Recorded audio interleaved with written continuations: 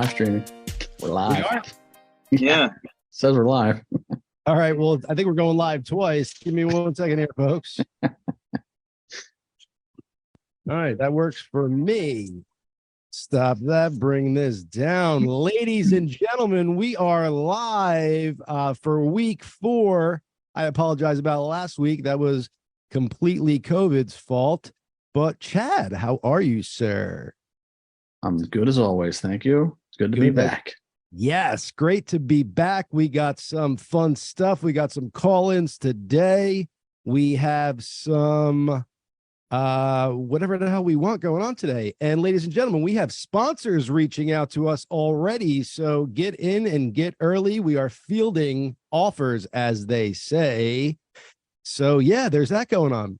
Are you excited that we avoided a government shutdown so we could still send Ukraine billions and billions?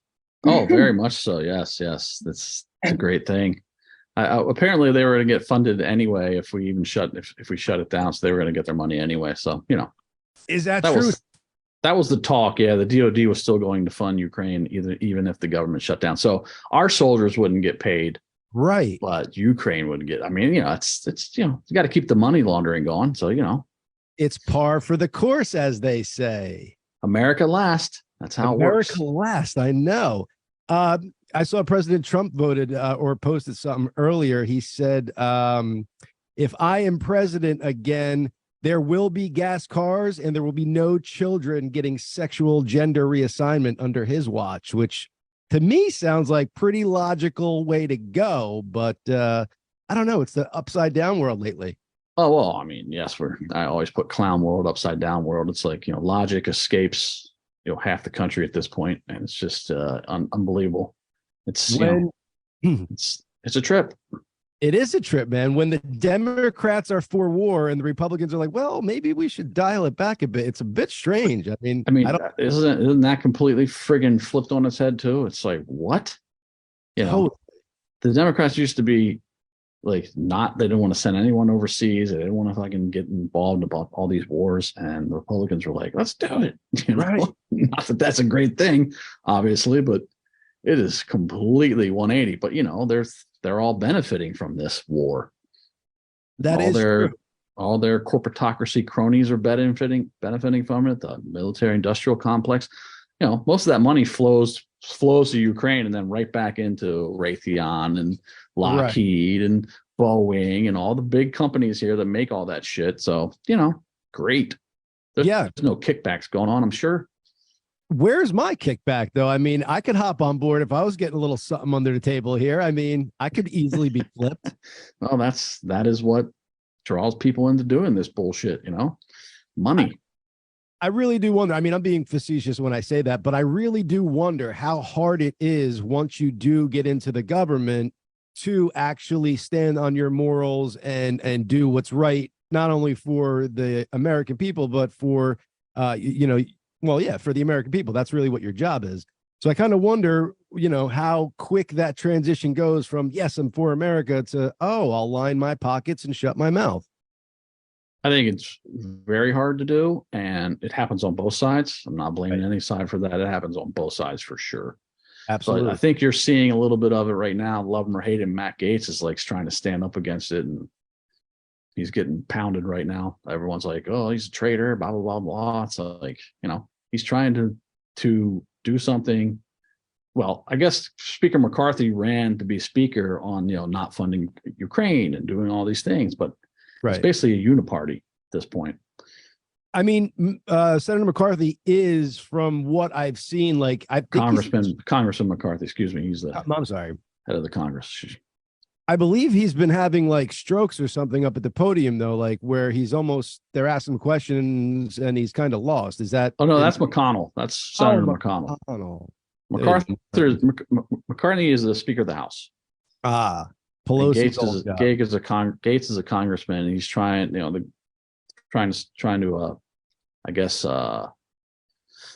get McCarthy thrown out as Speaker of the House. Oh, see, I thought they were trying to get him thrown out because he was stroking up there. I got this whole thing confused. No, that's McConnell. McConnell's he's the minority leader in the Senate at this point because Republicans are the minority, and yeah, he's stroking at the Gotcha. podium, talking, freezing up, So, like Control Alt reset right there. yeah, that's not okay, but walking and falling down is okay, is what I'm gathering. Yes, or yeah, I mean, listen, we clearly need at age limits for these people, Yeah. congressmen, the president. I mean, it's just ridiculous at this point. Why are there no term limits there? I mean, why? Well, there should be term limits too, but at least an age limit. 75 years old, you should be sent to pasture and just freaking go enjoy your life instead of holding on like Dianne Feinstein to the fucking end. Oh, to the bitter end, 90. Yeah, it's nuts. That's crazy. Bobby, please be muted. We do have our internet pull-up guy here, so if we do need some stuff pulled up, we do have somebody tagging along with us, so keep that in mind, people. If you do hear some background noise, I will be sure to slice his neck off later. But what else is new, man? Anything fun? Are you, now that we're not in dad mode, so to speak? Yeah, I'm in York right now, just hanging out here. Hell yeah. I was playing a little bit the other day on the drums. Rock on, dude. Right, you got over there. That going. Yeah, just hanging out and doing some business here, and going to visit my friend George, and he's in rehab right now for his heart attack and had open heart surgery. And how's he doing over there? He's good. He's come a long way since about 4 or 5 weeks ago when he almost died. Yeah, and heroic Chad Gracey came to his rescue.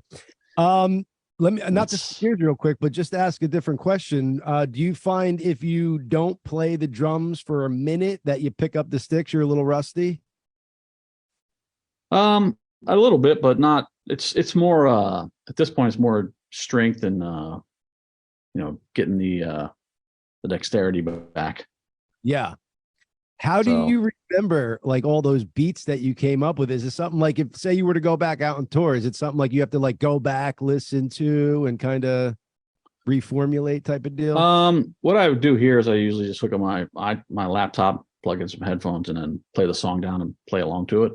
Right. And sometimes it takes me a couple passes to play it, like it was on the record.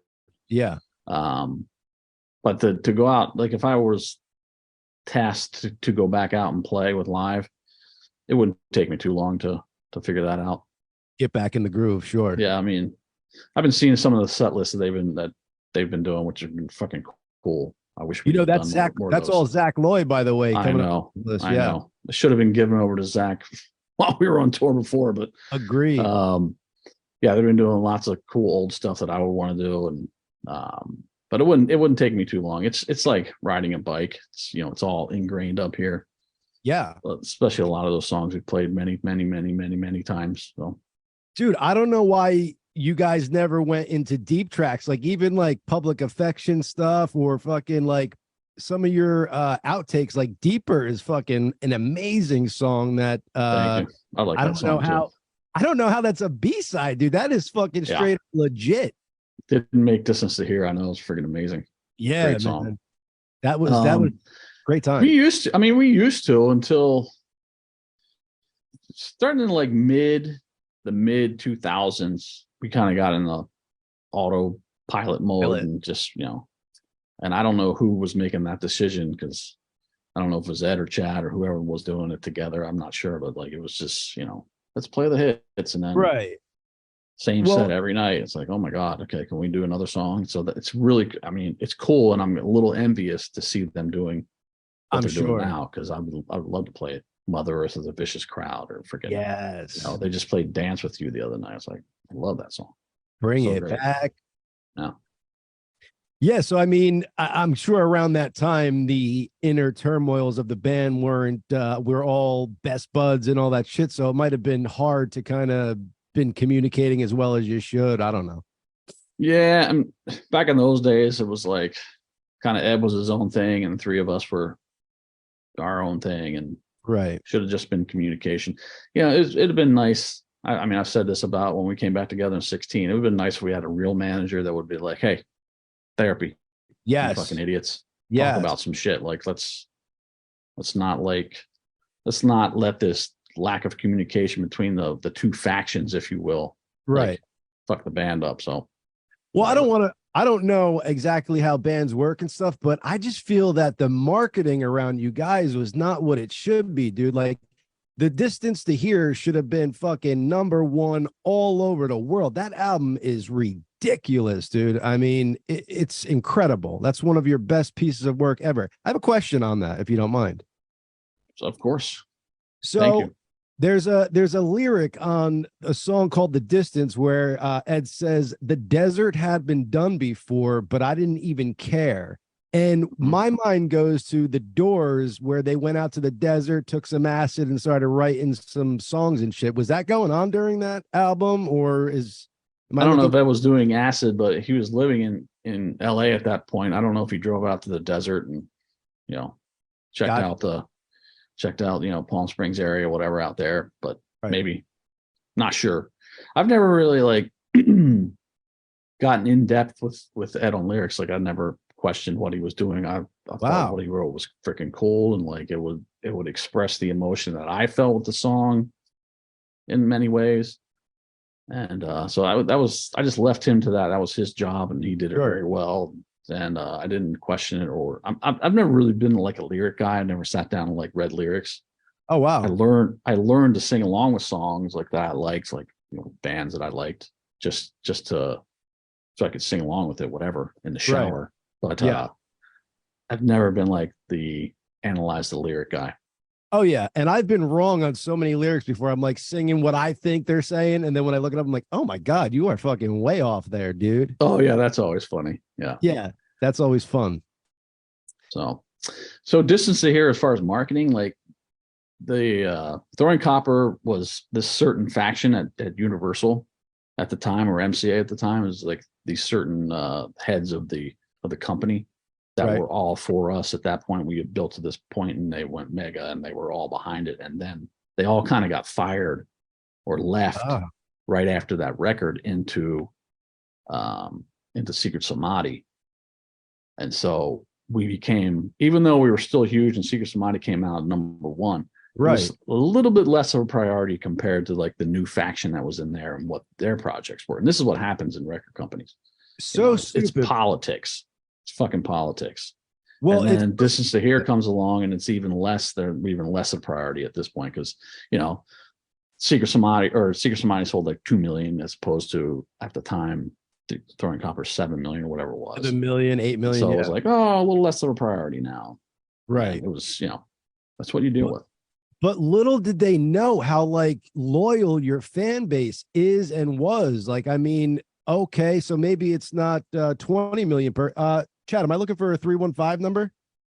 Yeah, that'd be Rich. Yep. All righty. Well, We have a ladies and caller. gentlemen, we have a caller. Let me make sure I can get him up here. And hello, caller. Can you hear me? Hey, John, how are you? I'm doing well, man. Rich. All right, so I got this to work. I feel like I'm controlling stuff and doing it well. Yes. Well done, sir. What's up, Rich? How are you today? Hey, Chad, how's it going, man? Good. Ladies and gentlemen, Rich Maxwell, longtime Mega Live fan and a friend of mine now. Yay.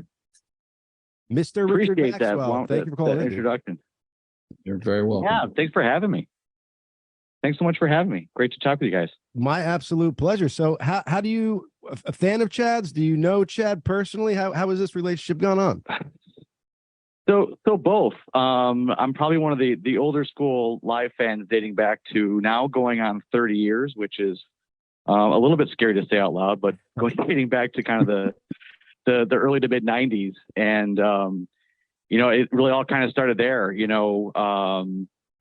was crazy. I was in college at the time, here in upstate New York, and it took a while for a lot of the mainstream stuff, back in the day, the way, music was played and stuff like that. A lot of the stuff that was popular probably in other parts of the country takes a little bit longer to kind of filter here in upstate New York. But when I Alone came through, the radio waves and stuff, it was like, it was pretty big. And then living with some guys at college, just started playing Throwing Copper front to back. It's like, what the hell is that? Oh, So, and that's, this was like right around probably like February of 95. Nice. It was when it really started to get really huge around here. And I think, Chad, I think you guys played a show at SU in 92, I think, around that time, right? Oh boy. Probably. We were playing a lot of colleges, especially in New York at that time. We played all the SUNYs that we could think of. What is SU? If you don't mind me? that was it's funny because that was the first show I went. Syracuse, right? You're talking about Syracuse, correct? Sorry. My bad. Yeah, sorry, Syracuse University. Yeah. So the first live show I ever went to was in SUNY Potsdam. So Potsdam is like northern part of New York, almost near the border. So upstate New York winters, it's February, snow all over the place. You know, 3 of my buddies hop in my 88 Ford Tempo, and we're driving up 81 in a blistering snowstorm to get to the show. And like the lineup though, John, at the time it was Sponge and Love Spit Love opened up for live. Yeah. I remember that tour. Love Spit Love was Richard Butler from Psychedelic Furs. Oh, you guys did a sick cover of one of the Psychedelic Furs songs, I believe. Oh, we did a couple. We did Pretty in Pink, and we did Love My Way. Love My Way. Yeah, we got to play Pretty in Pink with Richard Butler one time. It was freaking badass. So cool. Hell yeah, man. That's legendary shit right there. Yeah. So, Rich, is it cool to say that where you live is the amazing. Booties? So not where I live now, or where I grew up was probably the Booties, in the rural parts of central New York. But I went to a small liberal arts college in Syracuse called Lemoyne College, just down the road from Syracuse University. And so we made the trek up there, and it was like a $6 ticket, which I didn't have to buy because I drove. Nice. And I just remember the set list. Like, obviously the openers were great. I mean, and to call them openers, I think is a little bit of service, but given the time, it was just a crazy show. But live opens up with Dam Otter Creek. I think played every song on Throwing Copper, and then obviously mixed in some Mental Jewelry stuff, and then closed with White Discussion in like this really emphatic, just drops the sticks and walks off the stage. And I was like, what the hell did I just experience? Jealous? Like, that just sucked. Hell yeah, the passion and the raw energy. That was in our prime. Absolutely. Well, hey, they say 50s at the time, Gracey was sporting the backwards Michigan hat. It was that whole, and just very unassuming. Just walked off the stage and was like, it was crazy. It was crazy. That's where the fandom started. Was right then and there. Just write it down. Yeah, Chad, cool. do you know like how fucking cool you are at that point? Like, are you just like, wow, this is like legit as fuck. These people love us. Like, do you guys realize that at that time? We were definitely excited, with what was going on for sure. I mean, what did I feel famous? No. Really? No, I've never really felt famous. So it's very strange to me, but it was very exciting. We were also kind of traveling around inside this bubble, so we didn't we knew we were getting played on the radio and stuff, and people were showing up to see us, but it's just hard to explain how you're like inside this bubble, right, and moving around the country, around the world at that point, and you're going like, what's going on? And because how many people are coming to see us tomorrow night? What the fuck? That's crazy. Right, because 1994 is when Throwing Copper comes out, and then you guys are on this mega tour where you're doing like, I think, amphitheaters and stuff like that. So you're kind of just touring and not really paying attention to what's going on. And then 1995, Rolling Stones Artist of the fucking Year. I mean, let's go. Yeah, and I think I said this last show, but the whole thing progressed to that. We started Throwing Copper in clubs, and we ended in arenas and amphitheaters through about an 18-month, 20-month, whatever it was, completely on the road the whole time, touring cycle. We had like a week off here and there, but right, we were on the road the whole time, just grinding, doing shows every, as much as we could, any tours. But it was like, clubs and then theaters and then college, lots of colleges, bigger and bigger venues at colleges. And then all of a sudden it was like our booking agent, I think early in 95, like maybe she was like, yeah, we're going to be doing amphitheaters in the summer. And we're like, what? We're going to be headlining amphitheaters? Like, we just did an amphitheater tour with WOMAD in 94 with Peter Gabriel and that was freaking awesome. We're like, we're going to be headlining these things next year? Like, what are you talking about? Get the hell out of here. Yes. So, it was wild. Totally wild. Were you single, married at that point? Where were we at in our life? I had a girlfriend at that point that I eventually married in 96. I know. My God. I know. Amount of tail you could that have. was still my small town. Yeah. I need to have a girlfriend and be, that kind of guy thing. You needed to know me at that point. I would have steered you in the right direction. Yeah, well, some things you could look back and do differently in your life, but hey, what do you know? I'm the devil. That's the truth. I'm the devil on his right shoulder now. So get ready, ladies. That's right. So yeah, let's let Rich continue. We took a sidebar on him. Sorry, bud.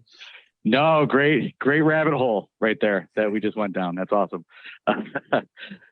So yeah, I mean, that's from a fandom standpoint, that's where kind of it started for me. And I was always a fan just of drums and just following drummers, just dating back to whenever. And just for some reason, just Chad's timing and the way he fills space is just so unique, and it's unassumingly powerful, and just really it's really unique. I think all drummers have a bit of a language, and it speaks differently to people than others. And for some reason, Chad just screamed, like it was just amazing. So I mean, obviously from there, just found the band, through there.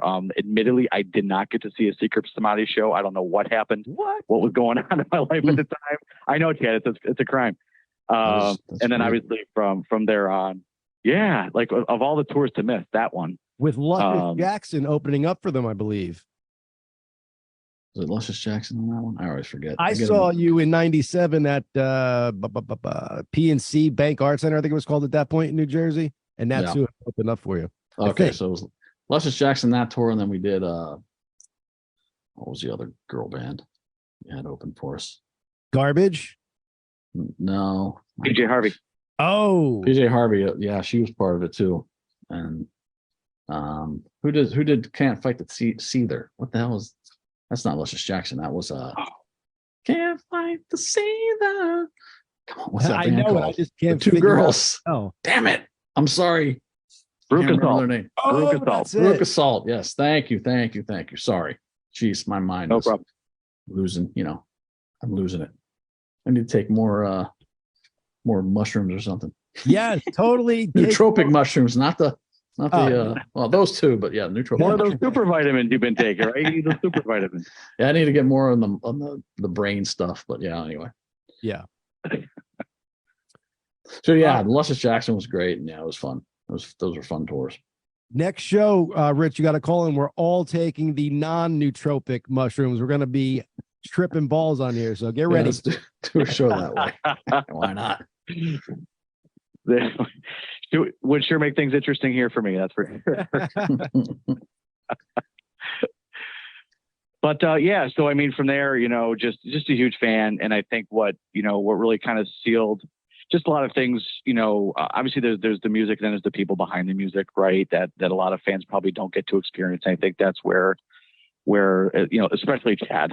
And the circles that he keeps and stuff is just really differentiating from other people, because he's obviously very unassuming, doesn't even know he's a rock star when he's a rock star, right? Like he could, just like any other guy, but and just just being gracious with his fans, and just really I think that's a huge thing that live fans really subscribe to, is that, listen, we've had a really, really awesome run for 30 plus years with this band, and other bands haven't had that kind of runway, Right. Think about bands like STP and others where, boy, imagine what, if they were together in their original unit, what that would look like, type of thing. But, right. Obviously live fans have had a huge run, which is great. Obviously there's some ups and downs and, some unknowns. Right. That's kind of putting it a little mildly, but through it all, there's the music stuff. So, I mean, I think the live fans can always say that they're extremely fortunate to have the access, have, the runway that they've had. And a lot of that's because of Chad Gracey. I gotta agree with you on that. Thank you, Rich. Appreciate it. First time I got to meet CG in person was 1998, and he was playing a Stone Pony, and I just went right up to his Range Rover, Land Rover, whatever he was in, and I was like, dude, a big fan. Can I get an autograph? And he was just gracious, man. Like, no problem. signed it for me, and they were just cool dudes. It wasn't like, no, dude, I got shit to do, back off. He was happy to do it. Yeah, I probably got 4 stories kind of just like that. You know what I mean? Just over the years, just being able to either get backstage with some longtime live friends. Again, some of the older guard. Some of my buddies like a Chris Lenka, who Chad knows real well, who's a Pennsylvania guy. Probably the elder statesman of the Freaks of Live, kind of going way back. Chris, I know that man, on stage when they were the Gracious Few. And so getting backstage and just saying hello. And I remember there was a show down at Penn's Peak as part of the Summerland tour. It was actually the summer. I was getting married in July, and that show I think was sometime in like May or June. I went up and said hello and said, "Hey, I'm going to be out in Vegas. Like, you guys are going to be there the day I land for my wedding." So he brings me right over to his tour manager and says, "Hey, make sure that these guys are able to get backstage." So my wife Brooke and I were able to. As soon as we landed, we hustled over to where they were playing and then got backstage and just kind of caught up with those guys. And just, again, didn't know me from Adam or anybody else, more or less, and just did that like on the spot. So again, that's just another example of just what live fans have been able to experience. And again, that's who Chad is. So it's just, really cool. I mean, he's a good dude. There was definitely can't take all this praise. Oh my God. There was definitely 3 cool dudes in that band. One was okay, so to speak, but neither here nor there. Mm-hmm. Yeah, I mean, it's funny you said that, because I feel like like even Ed, who I've met maybe a couple of times, just and those are more recent years. I get it. Like, it's you're getting ready to go on a show, things like that, and obviously he's front stage. So I mean, but everybody's got their own personalities and stuff like that. But yeah. I think just over, collectively, the group's got a really good, not a reputation, but just in how they treat their fans. So, when the Gracious Few happened, for example, aptly named, extremely aptly named, Yes. Obviously we know a little bit more now than we knew then, and it just makes it that more interesting. But that was probably the when I really got to spend a little bit of time with Chad was actually during that tour. Which for some reason wasn't as attended as you would have thought. I saw them here in Rochester, New York, at the Water Street Music Hall, and Chad, it was unbleivable because I walked in and there was 15 people at the show. Wow, I'm jealous. It was a tough slog. We had fun. Yeah, we had fun doing it, but it was a tough slog doing that thing. It was wild. It's so weird. I mean, I'm not trying to toot your horn, Chad, because I'm just an honest person, but you could put that Gracious Few album on start to finish. There's not a bad song on the album. So again, if that was brought to the masses properly, my God, dude, that would have been another fucking legendary band that you were in, because it's just Kevin Martin, his voice is ridiculous. Those lyrics are redonkulous. And then that band is fucking rocking, if you don't mind me saying. No, I don't mind. Thank you. Yeah. His head is huge right now. He's swelling with love. No, I'm just very proud of that record, but it didn't do it. Just, commercially, it didn't do crap. So it was just tough. The whole thing was tough. Do you attribute that? I'm sorry, Rich, but do you attribute that to, what do you attribute that to? Because it's not the music. Lack of funding at the time. We had funding lined up and then it fell through. And then we had some other funding lined up and that fell through. And just, it was, and we were trying to not do a major label thing. We didn't really want to. We wanted to be independent. And, Yeah. Oh, okay. So that was around the time where you could put out an independent album and not be betrothed to a label, and that's what you guys are going for. But some of the funding for maybe marketing fell through. Oh, okay, that makes sense. God damn it! I wish I knew a billionaire at that point, because I'd be like, dude, this is a no-brainer. Listen to this. We were looking for one. Right. Well, they're out there now, so they're always out there. Yeah, and I think a lot of the live fans out there would absolutely love a TGF reunion, maybe absent one guitar player. Right. Just throwing it out there. Yeah. Let's go. Yeah. I mean, I'll give him credit where credit's due. His guitar parts in those songs were legendary. Absolutely amazing. Yeah. Absolutely amazing. Do you still talk to Kevin Martin at all? No, not recently. I haven't spoken to Kevin, but gotcha. If I saw him, I'd ran into him somewhere, we'd have a conversation, but embrace and all that goodness. So yeah, So, Rich, I'm sorry, brother. I keep interrupting. No, It's no only worries. in my nature. No, it's all good to go. Well, you're the host. You can do that. Thank you. So it's all good. So yeah. So I mean, at that point, that's when I really got to. It's funny. I after that show, I think Chad was actually working the merch tent right after the show. How cool. Talking about kind of how short-handed they were. He was selling merch at the time. Yeah, So I'm like, we gotta get merch sold. We gotta get out there. Helping out the. Yeah, exactly. So I'm like, hey, I want to talk to that guy. Which was just obviously a very interesting time. So, and then obviously, fast forward to like, they go on hiatus, right? Christian comes on, Turn comes out, which was, again, another, like, just an amazing record. And obviously just being a Chad Gracey fan, I felt at the time that Chad had a lot more freedom there and just really, showed a lot of it off. And there's a lot of powerful stuff in that record. Like a song, for example, like He Could Teach Devil Tricks, which is a very kind of straightforward song, but he just, there's a lot of powerful stuff at the back end of that. Yeah, exactly.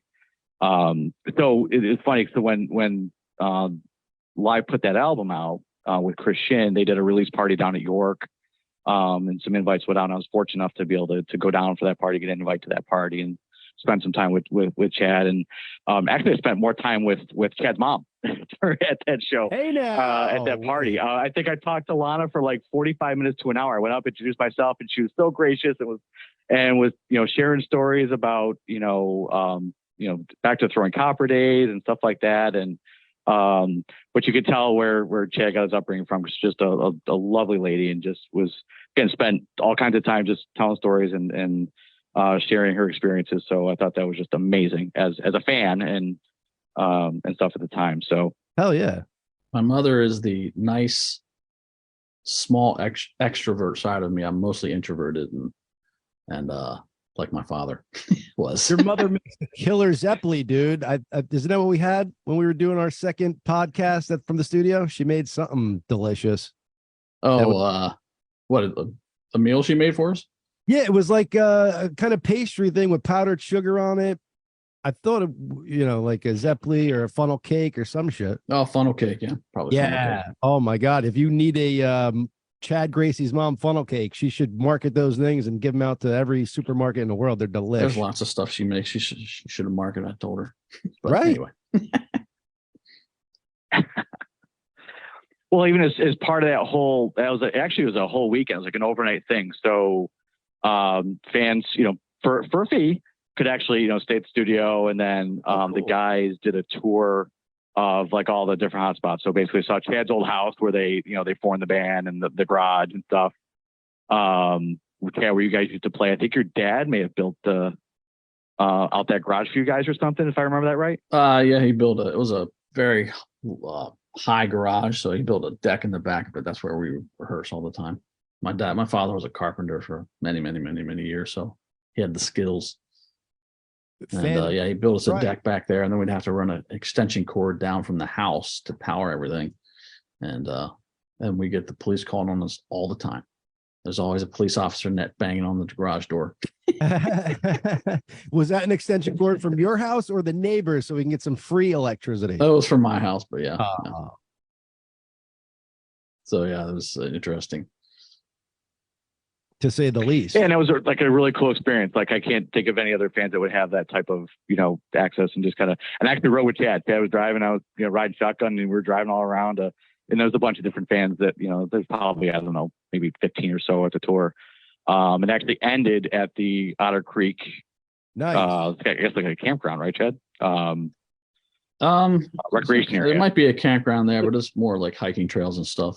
But yeah, I think there is a campground. But I got a quick question about that. I feel like, what the fuck were you guys doing, taking a dead man in a stretcher made of trees and all this shit? Like, what was going on in that song, dude? Were you guys killing people and burying bodies back there? Well, people will piss us off. No, that was all Eddie. I mean, we did make a dam at Otter Creek. I mean, that actually happened. Like, nice. So we would hook out of school and go to Otter Creek and as it started to become spring and that water was so fucking cold, but we build we would stack all these stones and build a dam where we could swim in and make How a big cool. swimming hole.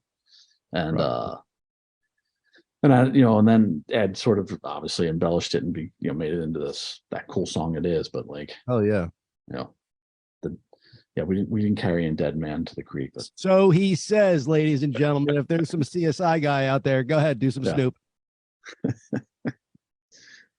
The best opener that the band has. I mean, by far. I mean, that's just absolutely. And once we came out with that song, maybe Where Fishes Go is a close second.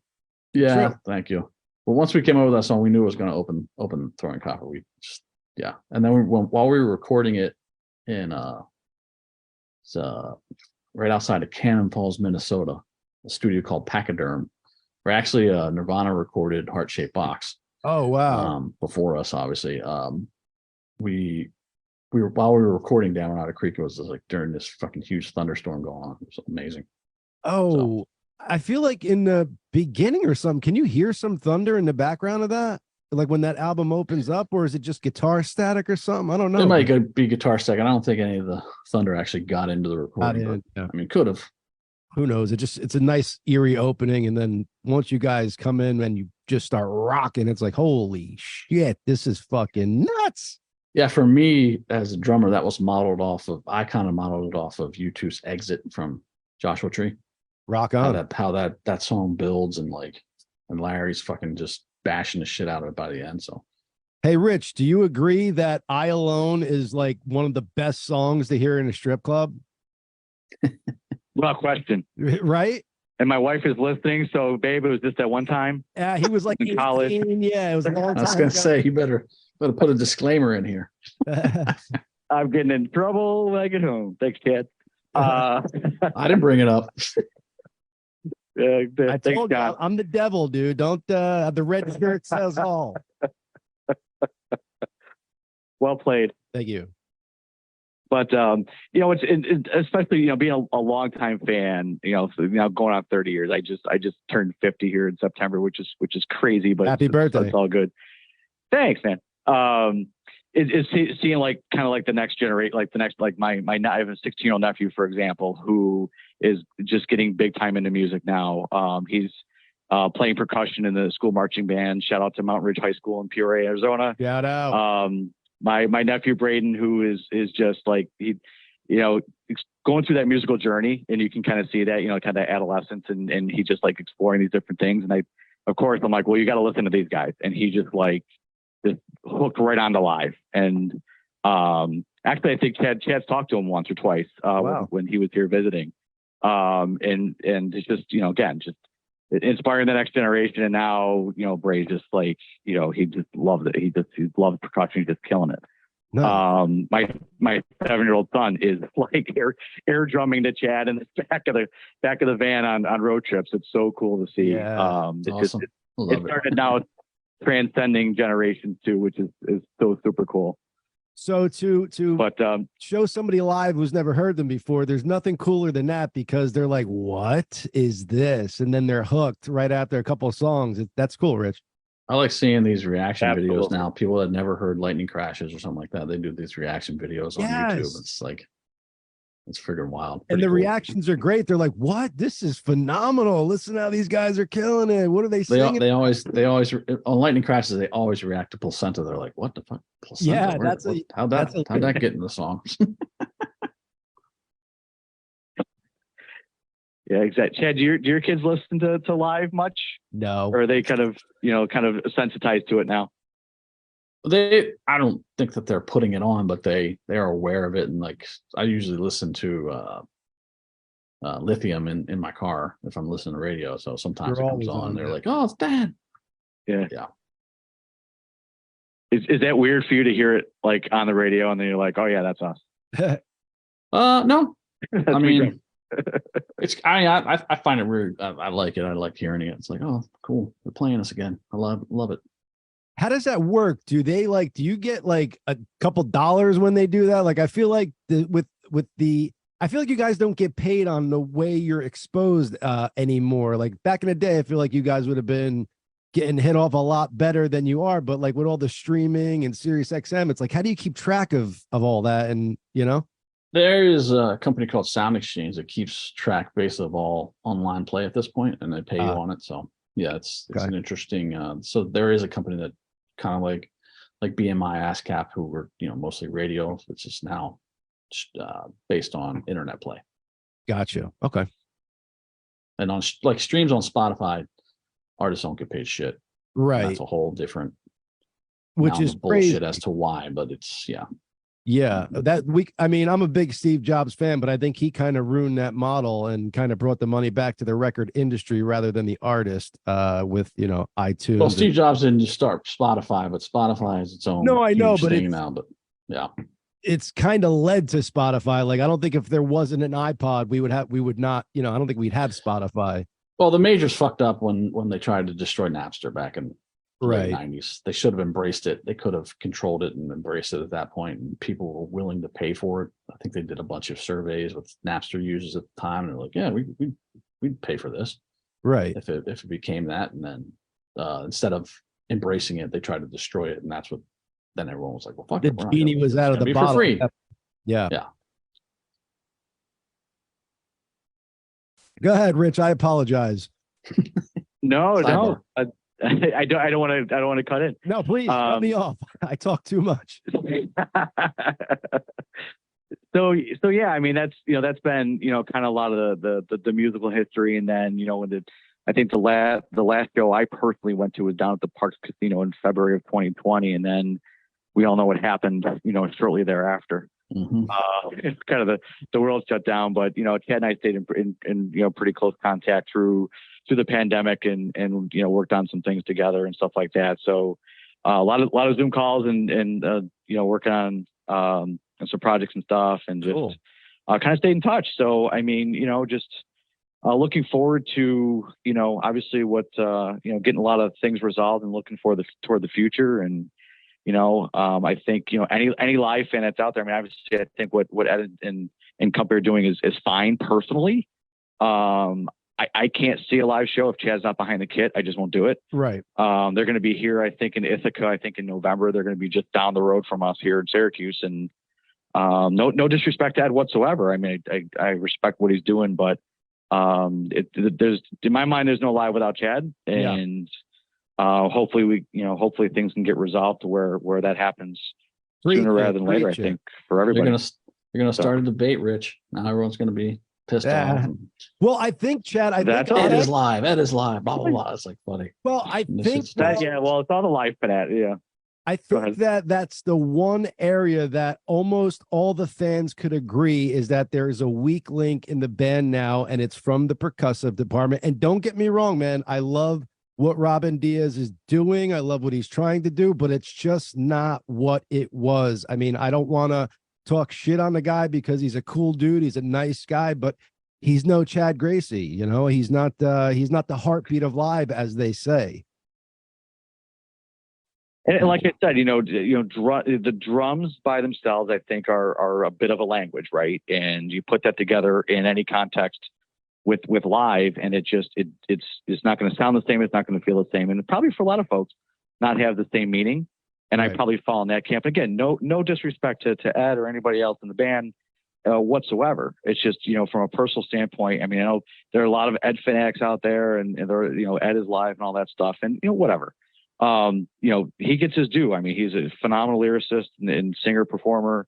I mean, he deserves all of that. Sure. But under the context of live, in my opinion, there's no live without Chad. So listen, I'll take a half a live. I'll take Chad and Ed. I'll go to that show any day of the week and twice on Sunday. Because again, I don't want to talk about the previous band or the new band, but the rest of what I'm seeing coming out of those guys is phenomenal. Zach Loy is ridiculous. Their bassist is Patrick Delheimer level or better, or just as good, whatever. But I'm just saying, from somebody who's been to the shows and heard clips, there you could hear it. The weak link is in the back. Sure. Turn My Head's coming on, and what are you trying to play over that? It's not it. So yeah, I mean, you can't say it's a fact, but it's almost a fact that there's a weak link, and it's coming from the percussive department. So I've we not got listened. I've not listened to anything. sooner rather than later. Yeah, I've so never. great.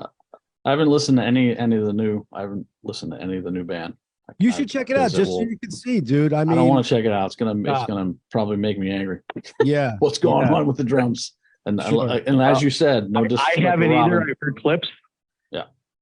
Yeah, no, I mean, Robin filled in admirably for you. Yep. But you're still playing one-handed, so you're still getting some of those hi-hat snare combinations and even, one-handed.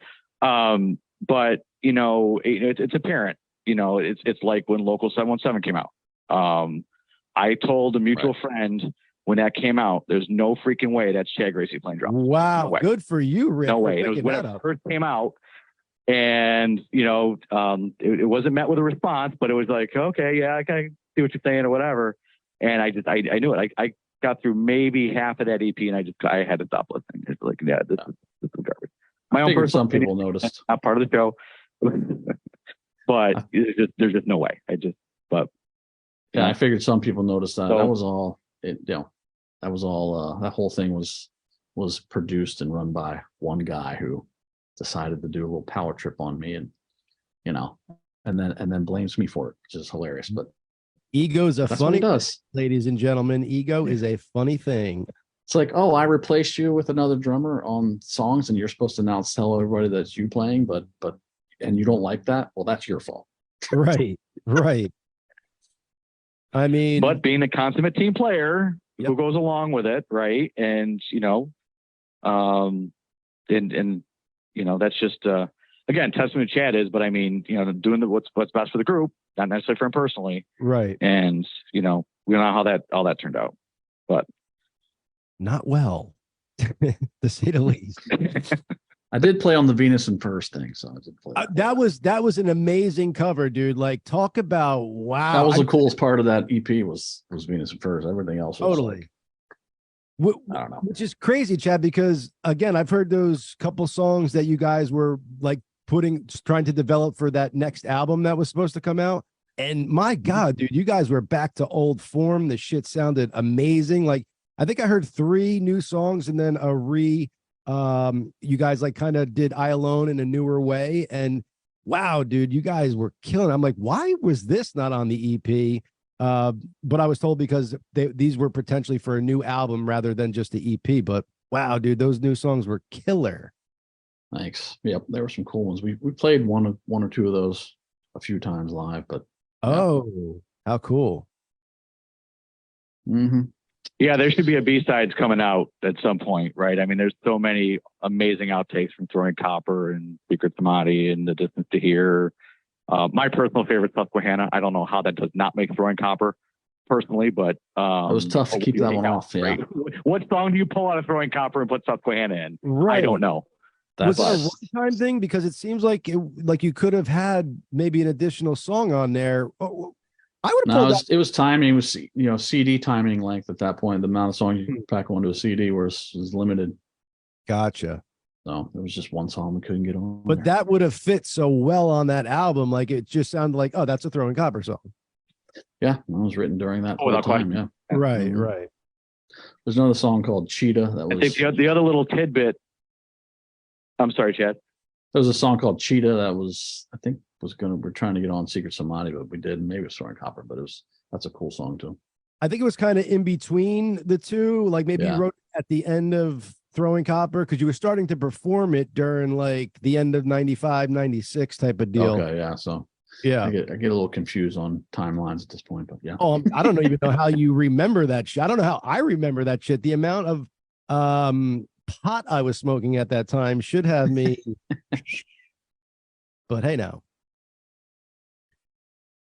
And Photograph also off of the Secret Samadhi, I think was another outtake, which was Yep. That's a good one. Mallrat, another good one. Mallrat, yeah. So I don't know if a lot of people knew though.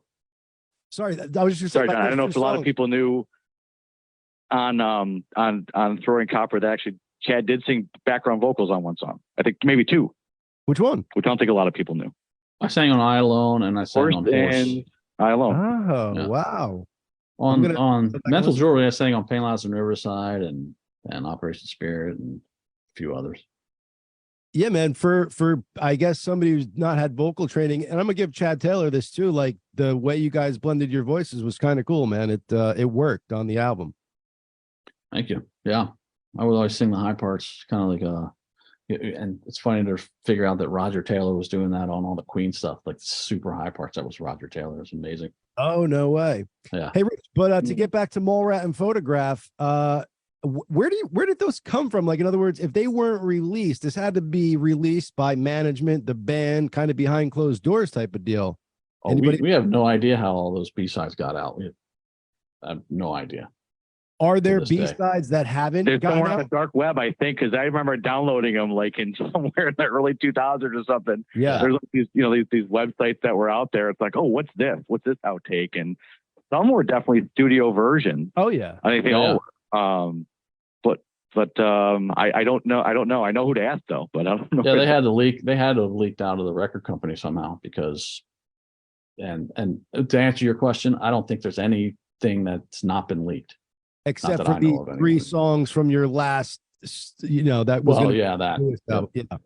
Okay, cool. Because I was like, if they have these songs that have not been released and all of them are as good, if not better than what they put out, like, what the hell else are we missing? So I'm glad that there's not much, if any, because that wouldn't sit well in my brain, not being able to hear it. And Chad, were there some songs lingering off the Gracious Few album that didn't make it to the final album? Is there some of those that are still out there? There was one called Great Houses Do Fall that we played. Someday, but I don't know if it was true. Yeah, there's one that we called Great Houses that we played a few times, recorded after the record, and then we did that cover of the Depeche Mode song, which was really cool. Oh, right. Who chose to do that cover? I heard both those live. I think that was Kevin. Nice. Yeah, those were really good. Really, really good. I'm so upset, jealous that I did not get to go to a Gracious Few show because I was such a huge fan. I was living in South Jersey at the time, and I just don't think you guys toured around my area. Or if you did, I missed it by a couple days or something, because I would have we played somewhere in Jersey, and where's the town where the Stone Pony is? Asbury Park. We played in Asbury Park, but not at the Stone Pony, some other venue that was like the Wonder Bar. Totally small, and friggin' the ceiling was touching my head when I was on the drum riser. It was stupid. Oh wow. But it was fun. It was rocked it out. But yeah. Well, I was gonna say, what do you like better? Do you like performing those big amphitheaters? Do you like the smaller intimate shows? Like what tickles your fancy? I like it all. It's cool to be really close to the people and get that energy, but then it's also cool to be in a gigantic venue with 20,000 people singing their shit. They're both equally as fun to me. Yeah, I could see that. You get the intimacy or you get the large roar of the crowd, but either way, it's cool as hell no matter what. Yeah, I see that. Mm-hmm.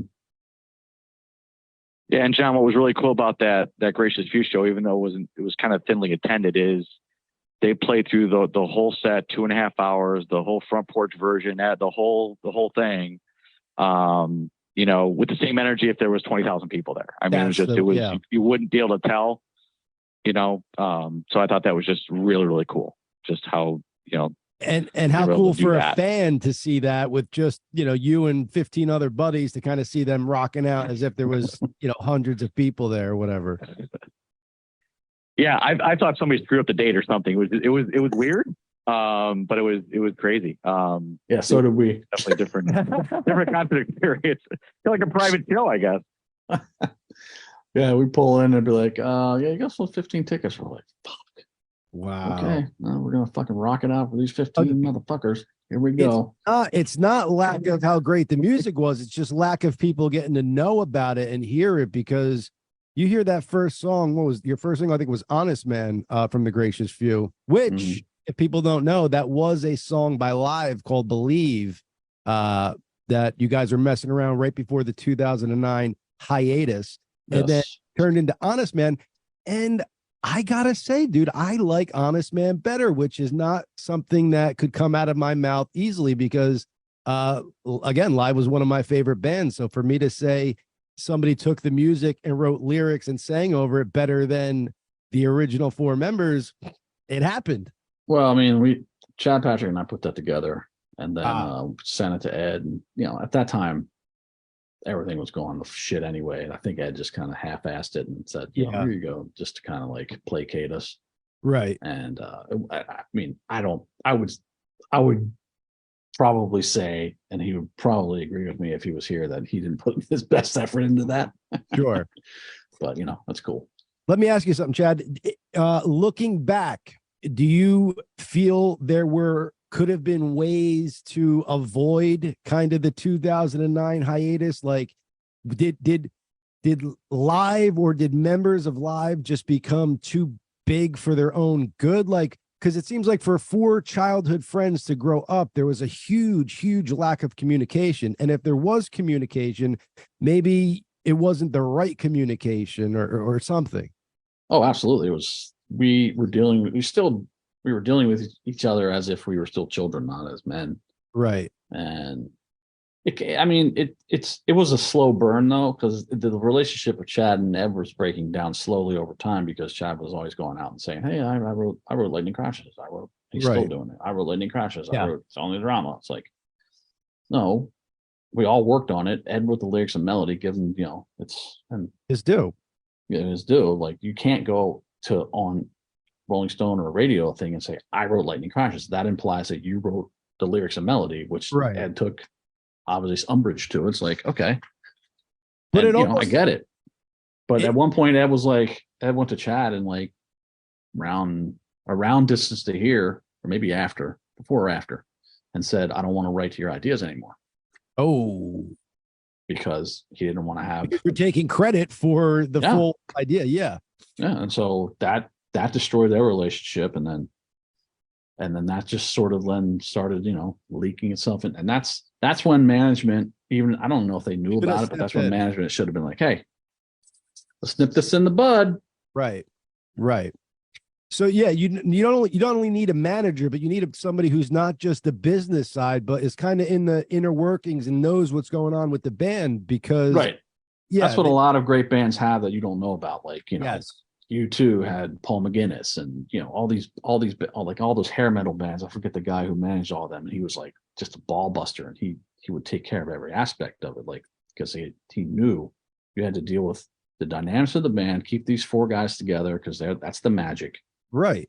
Make sure that's all running smooth. Years you were Live. You were a 4-piece band. It wasn't like we could pluck one out and that's Live. No, this is the guys who started it. They're brothers from different mothers and shit like that. So, yeah. And the management, it's got Chris Harden, who's a perfectly nice guy, but he completely is all about Ed.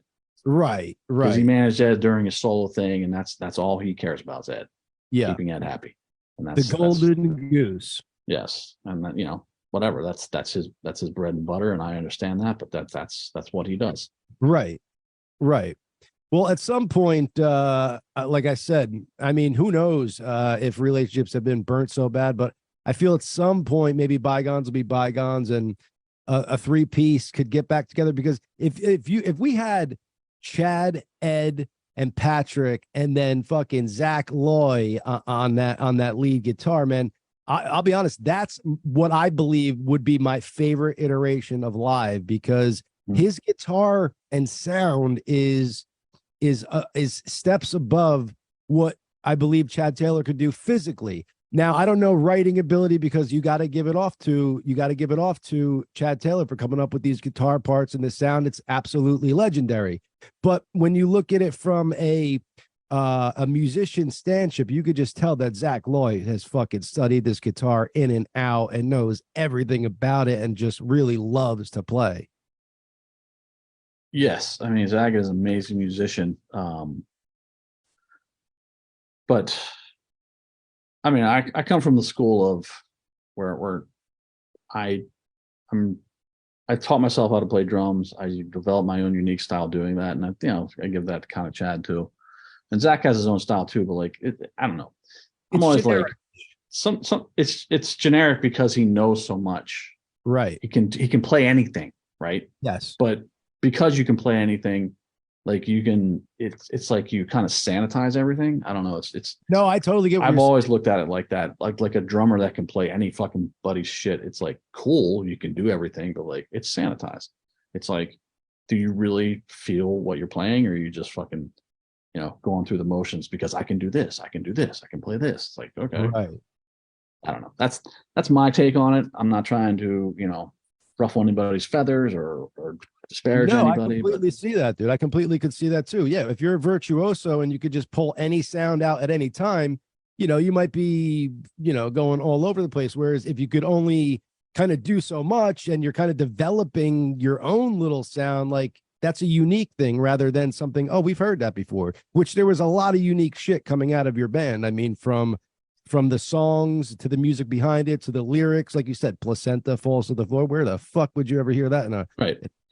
song? I think those limitations is what makes you figure out a different way to do it, and then gives you a different sound. For me, drumming, like I'd like hear a fill and I go, well, I can't play it this way, but I can kind of do it sort of like this, and it helps you develop. And it's at least for me, my own style of doing stuff. Yeah. So.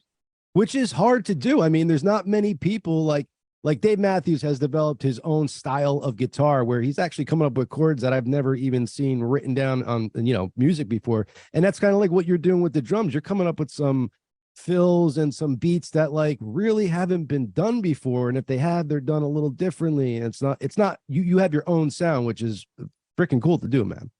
Thank you.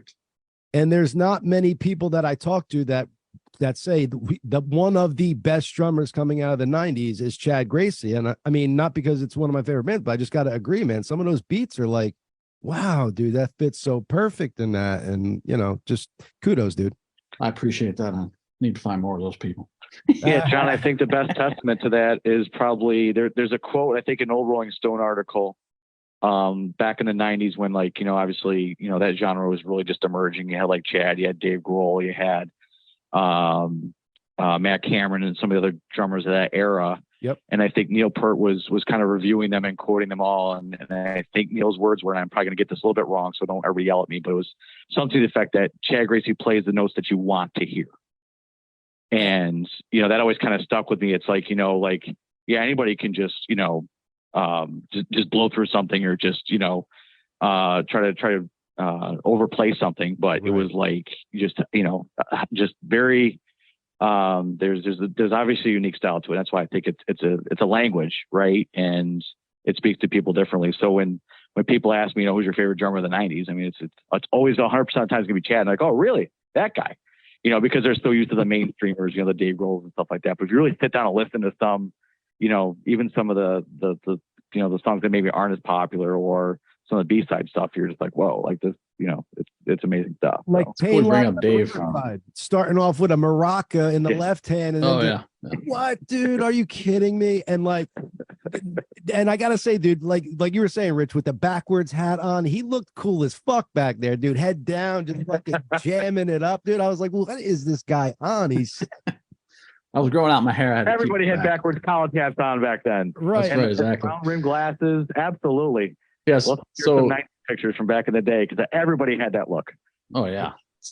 So Dave Grohl is funny. We play in Voodoo. I think it's Voodoo Fest or whatever in New Orleans in 2017, and we went out to dinner the night before the show. We went to Brennan's where they invented bananas Foster, which is one of my favorite desserts. Yummy. And Taylor Hawkins was sitting across the way. We spotted him. He was sitting there with like a big table, and I think it was probably Chad. It was like, send them a drink or pay for their bill or something like that. And Taylor came over and he's like, what's up, guys? So we started talking to him, and then he was there with his family, like cousins or whatever. And so he leaves, and then we're sitting at the table finishing up drinks and dinner, and like somebody comes in and like puts their hands on my shoulders and is like, hey, fuckers. And we'll turn around, it's Dave Grohl. I was like, what's wow. up? So he sits down at the table. We have drinks with him. And then they kick us out of the restaurant and throw us into the bar, which is basically closing, and we're still doing shots and shit. And so we're all drunk at this point. And Dave's talking to me. He's like, I learned every one of your parts on throwing copper. And I'm just sitting there going, I fucking like could not voice to him how cool that was to have him say that to me. Well, dude, it's amazing. he was the drummer for Nirvana, and then he was the fucking lead man for Foo Fighters. I mean, it don't get much fucking cooler than that. And then to get a compliment like that, that's like, Yeah. Well, I mean, his playing on them Crooked Vultures record, and then the one Queen of the Stone Age record. I mean, Jesus, Songs from the Deaf it's so fucking badass. I love what he plays on those records. It's so cool. That's what I was saying. I mean, I brought this up to you, and you were like, well, I kind of like, doing things on my own, man. But dude, you're so fucking awesome that I bet you a shit ton of bands would love for you to come and guest on a song or come fucking play a concert with them. Like, you should really fucking start reaching out, dude, and showing people, hey, Chad Gracey is not Chad Gracey's here to stay, dude. I could do it all, from live to fucking Gracious Feuds or whatever, man. Well, if anybody's watching, let me know. Yeah, please, ladies and gentlemen out there. Or even if you lend your hand. Let's get this guy back behind the kit for sure. Yeah. Even if I went to this restaurant up in North Jersey called the Roosevelt, and they had this chick band. It was a duo. She does solo, duo, trio, and I think a full band iteration, but this was the duo. My God, this chick can sing like nobody's business, dude. I was so infatuated with her. And then she kept talking about her wife at home, because I was going to go try and mack it to her a little bit. But she turned out to be a lesbian. But dude, that voice. She could be bi, you never know. Well, that's true, but she kept saying my wife at home, so I figured she was pretty well taken care of in that department. You start mentioning wives and all that stuff, I'm out. If she said my girlfriend at home, I would be like, oh, you want a third to join? But wife, I don't want to partake in that. There's lots of swinger couples out there. You never know. You never know. Yes. So Sandy Stone, if you're listening and your wife wants them, I'll join you for sure. But anybody out there, seriously, check them out, Sandy Stone. And I think that would be cool. Like if some independent artist that tickled your fancy and you played with them, it'd give them some notoriety, show your chops off. I mean, there's so many things nowadays with people doing shit independently, and like, what could go viral, what doesn't, and stuff like that. There's just, the more shit you throw out there, the more stuff sticks to the wall, as they say. True. It is true. Hey, like I said, anybody wants to give me a ring, let me know. Yeah, hit him up on the comments. Comments, Facebook, Insta, wherever. He's good at responding, which is good, which is cool. How's Mr. Hines? Is he anywhere near you? Oh yeah, he's here. I'm in at the building in York right now, so he's here. The studio at 210. Yeah, Studio 210. Tell Bill I said hello. I hate that he gets such a bad rap, because he's such a cool dude and down to earth. And it's pretty amazing. It's like a freaking witch hunt around here for him, but yeah, whatever. Yeah, he will persevere. It's just ridiculous that somebody's personal life gets wrapped up in band drama when, he was a huge part of you guys kind of getting back together after the 2009 hiatus. But he absolutely was. Yeah. It wasn't over a beer between Chad and Ed, as they say. But yeah, that didn't even happen. That was complete horseshit too. We all met it. We all went to dinner at the same time. Right. We're gonna dive into that on future episodes, but so that's just for you out there listening, something to pique your interest. But somebody has made Bill the ultimate boogeyman, and they have to continue that that narrative until the bitter end. So, and then otherwise, the whole house of cards falls real quick on that one person. So yeah, he's got to keep that up for now. But eventually it all comes out, dude. It is the 21st century. Everything's fucking documented, recorded, this, that, and the other. So be ready, buddy. Rich is helping me out on that. Rich is what are you, CPA? But I know you're the CFO of a company, but are you CPA, or what is your official accounting, Mr.? Yes, a CPA by trade. That's where I spent the majority of my career. The first 20 years of my career was in public accounting and consulting, and done a lot of business valuation work, and have other designations in valuation and financial forensics. So that's where I spent the first part of my career. Now I'm a CFO of a regional engineering firm in the Northeast. And you can plug them. Go ahead. Please. I can plug Barton and LaJudith. Well, what's interesting about our firm's name is they can be a sponsor. LaJudith part of it. Exactly. So there you go. Hey, Rich. So look us up, bartonandlajudith.com. Rich, can you, because I know CFO, Chief Financial Officer, I believe. What is a CPA? Is that what do those stand for? So certified public accountant. So it's, you basically it's it's an accounting degree, and then you got to take an exam and have experience requirements. So it's a professional license. Gotcha. Administered by the state. So I've been a CPA for a long time.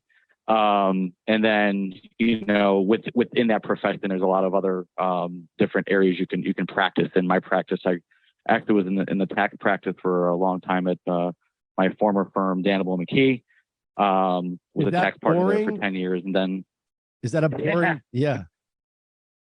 It depends. If you're like a rock star, yeah, taxes are probably boring. Yeah. Rich loves it. Then it pays the bills. Yeah, I do. I kind of geek out over it. Trying to find goals and all that good stuff, so you could figure out how to save the most money, pay the least taxes. That's what we're doing. Yeah, I mean, my theory there, John, was that pigs get fat and hogs get slaughtered. So, perfect. I used to make a living in the gray area, but you got to be able to support your positions and can't be egregious and try to obfuscate tax positions and filings with the IRS and so forth. So, yeah. Word of the day, obfuscate. He got it in. Yes, good job. Yes, I got it. Obfuscate. You owe me a beer. You sound way too educated to be on this program, man. I'm like a slow adult, and I'm over here talking to a certified public. That's okay. Well, you know what? There's always one thing I've been wanting to ask Chad is if live doesn't happen, right? What would you be doing professionally right now? Do you think? I was very interested in medicine. Live doesn't happen. If music doesn't happen, where do you think? Right? You might have been a CPA for all I know. You're a smart dude. Like you get stuff pretty quick. Thank you. I appreciate it. I was very interested in medicine back in high school. Yeah. So he could have been a doctor for fucking, imagine that. You don't know. So all of a sudden you're going to a doctor and it could have been fucking Chad Gracey on drums. Can you imagine if life took that turn and you were a doctor and we didn't get to hear this fucking great beats that you came up with? Wow, the world is a wacky place, man. That could happen. Yeah, it's crazy how how life works and all those things come together. Yeah, wow. Well, thank God you guys. He has life-saving skills. We know this. We do know. We know this. That's right. And we're gonna I do know how to do CPR. That's for sure. I figured it out. Is it true you want to practice mouth to mouth on me, Chad? That's what I've been hearing from the audience. Did I tell this story when I was George is a 67-year-old guy, and he, obviously goes down in front of me, and I called 911 immediately. I knew he was obviously in distress, and at first I thought he was having a seizure based on just the weird breathing and stuff that was going on. But call 911. We determined he's probably having a heart attack, so he's start CPR. Great. So I'm doing chest compressions, and I think nowadays the Red Cross has said, don't worry about breathing, just do chest compressions. That is the main thing. So, and I'm thinking that, so I'm doing the chest compressions. Wow. And the 911 operator is like, well, we're going to have you do some, some mouth to mouth. And I'm just like, oh, fuck you. Are you serious? Wow, I don't want to do this to him. Because he's at this point, it's spittle and shit coming out of his mouth. I'm just like, no. So I do, I'm supposed to do 2 breaths. I do 1 breath and I'm just like, gagging. Yeah. And so he's like, okay, chest compressions, and we're counting, and he's like, okay, do it again. I'm like, oh my God. So I do it again. The 3rd time I did it, after that, I started just going, yeah, I'm doing it. And now I'm thinking in my head, I'm like, if George dies because I didn't give him mouth to mouth anymore, I'm going to feel a little guilty here, but I couldn't do it anymore. I was just physically, you're vomiting in your mouth. I was like, I'm just doing chest compressions from here until EMS gets here. So rock. And I've told George this. He knows. I almost gave up on him, but I didn't stop the chest compressions. They do make a barrier that you could put in your mouth that's got some kind of thing, and it's almost like a tube type deal you could put in to do that. I'll have to carry one of those around. If you're hanging out with George, make sure you have that in your back pocket. Yeah. Yeah. But it was. I think George's chest still hurts from the chest compressions. The last I knew. Yeah, he's just getting over that. He's just getting over that. Chad, I heard you were actually playing the beat to "I Alone" during that time on his chest, trying to get him back to life. Well, what I figured out was I was going too fast. So the 911 operator's like, That gotta makes a lot slow of sense. down. Yeah, you gotta slow down. Just use this count. He was giving me the count. I was like, okay, I got the count. Yep. So Sounds like the ladies to me. Slow down a little bit here. Let's take this one notch at a time. that's right. You have Rich, good rhythm, but slow down. right. Rich, anything else for the audience, man? It's been a pleasure speaking to you. It's been cool hearing some of these background stories and how you guys met and stuff. Anything else you want to let this audience know? No, hey, thanks so much for having me, and look forward to future shows, and obviously see where things continue to unfold with Chad and everybody, and wish everybody well, and yeah, again, I appreciate you guys having me on. Absolutely, dude. It was Thank you, Rich. Appreciate it, bud. Thanks. Good to hear your voice, Okay. man. Take care, fellas. You have the number now. You have an open invite. We will definitely have you on again, man. Talk about some other stuff. Take care. Sounds like a plan, fellas. Thanks so much. Yes. See ya. Right. Mr. Richard Maxwell, right? Was that the last name, Maxwell? That's correct. Yep. So this episode has been a treat for live fans out there, and I'm going to be promoting it that way. There was a lot of inside information, so to speak, about some inner workings of the band and all that stuff. So it was cool to be a part of, and I'm sure it's going to be cool for the fans of Live, Freaks for Live, to hear. I'm gonna try to set it up next week. I have a old buddy named Joe Shuto who was around during like the Public Affection days, and he was kind of our hype man. He would go on stage before us and like get the crowd all hyped up. And nice. He has some good old stories too. Back in the day before we were even live, while we were still Public Affection. So yeah, that'll be definitely cool. And we could do it if they want to call in. We could even send them part of the Zoom link if they wanted to come in that way. Whatever's easier for them. But yeah, maybe we'll do it that way the next time. Sure, I'll talk to Joe, see if he wants to do it next week. We'll see. This way, because maybe it's easier to get visual cues to know when to shut my mouth and all that stuff. I could blab over anybody if, as you could tell out there. Well, there's a bit of I think there's a bit of delay, but yeah, it's all good, man. Yeah, that's definitely the delay doesn't help for sure. We'll do the Zoom next time. Cool. And we didn't get to use him, but we do have our producer, internet search dude. He was lying in the background this whole episode. Bobby. He was sending some chats through. Yes. Thank you, Bobby. Yes. He let us know that we were talking, or I think Chad was talking about Tom Hullett was the manager that he was referring to at that point. But yeah, we will utilize him more and more as we go. Anything you want to say to the audience there, Mr. Gracey? Thanks again for tuning in and watching, and we'll keep on doing the show and having fun. And check me out at the Chad Gracey on Instagram, and that's kind of my main social. And check out my YouTube channel if you want to see me playing drums. It's multi-angle views of me playing along to the songs. Those are dope, dude. Thank you. I gotta do more of them. I gotta get the team back in here and crank out a few more.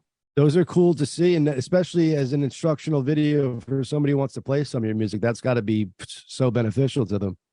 Yeah, that's kind of why I did it. I wanted like, I as a fan would love to see Dave Grohl from Multi Angles playing like Nirvana stuff or Queens of the Stone Age or whatever. Like, it'd be cool to see, or Matt Cameron or anybody that I like, Eric Kretz. So it's kind of what I was thinking when I started putting them together. Yeah, dude, that was a great idea. I mean, it was definitely cool to see. You hear it and you're like, I wonder what's kind of going on back there. And then you're like, whoa, there's a lot going on that I had no idea about. There you go. Exactly. And it keeps you in shape too, right? Plugging away behind those drums keeps you freaking. Yeah, I played a couple of days ago. I played like 4 songs. I'm like, wow, okay. I'm sore. Take a little break here. Yeah. Well, I'd have to practice for a while just to get into shape to go out and play with that again if I got the call. So we'll see. Oh yeah, and I'm sure you can get into shape real quick. If not, I know a steroid guy that could get you going. HGH, some testosterone, whatever you need, buddy. Well, that stuff. I take supplements for HGH and testosterone. I don't take the injectable stuff, but like, do the real stuff. It's still. Oh, I know. I need to get on it, but it's still. You still have to just do it to get in shape for it. Yeah. Yep. You still got to put into work. It just gives you a little edge to it. And as you age, you kind of need a little bit, kind of whatever you can get out there. Absolutely. I'm still searching for the fountain of youth, and it is not cocaine, ladies and gentlemen. I'll let you know that right Oh, off. the fountain of youth for men is fucking testosterone injections if you can get them. I had those during my recovery from my elbow. I was on a testosterone, and that shit is a TRT, miracle. testosterone replacement therapy. It's a thing. Yes. People look it But up. like, you need bioidentical, not the shit that you can get online. You need real Right. stuff. Right. Yeah. Yeah, you got to know Anyway. where you're getting it from. Anywho, that's a Yes. topic for next week. I want to Yes. say thank you for listening. We are the Gracious 2, putting the shit in bullshit. Oh, Peace. yes.